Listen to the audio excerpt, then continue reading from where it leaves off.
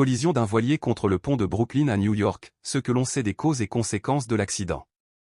Samedi 17 mai, un 3-mâts mexicain a percuté la structure emblématique. Au moins 2 personnes de l'équipage ont été tuées et 19 ont été blessées. Les images, spectaculaires, ont fait le tour du monde en quelques heures. Dans la soirée de samedi 17 mai, un imposant voilier s'est écrasé contre le pont de Brooklyn, à New York, sous le regard médusé des passants et touristes qui se baladaient le long de l'East River. Raison de l'accident, bilan humain, que s'est-il passé? Peu après 20 h samedi à New York, un navire-école de la marine mexicain a heurté le mythique pont de Brooklyn. Les passants qui profitaient d'une soirée printanière au bord de l'East River ont vu avec stupéfaction le Cuauhtémoc se diriger toute voile déployée et lumières allumées vers le pont, alors que la hauteur ne permettait pas le passage de ses mâts. Construit en 1982, le navire atteint 48,2 mètres de haut.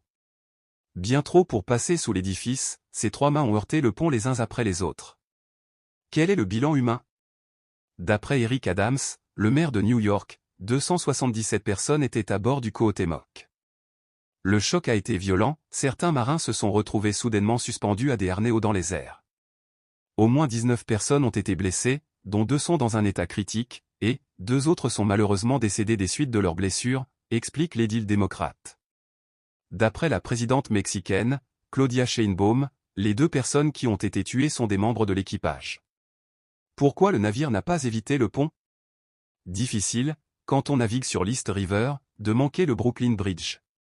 Le pont, inauguré en 1883, possède une travée principale de près de 490 mètres soutenue par 2 tours en maçonnerie. Plus de 100 000 véhicules et environ 32 000 piétons le traversent chaque jour, selon le service des transports de la ville, et sa passerelle est une attraction touristique majeure. Si le bateau a percuté le pont, c'est, semble-t-il, en raison d'un problème mécanique.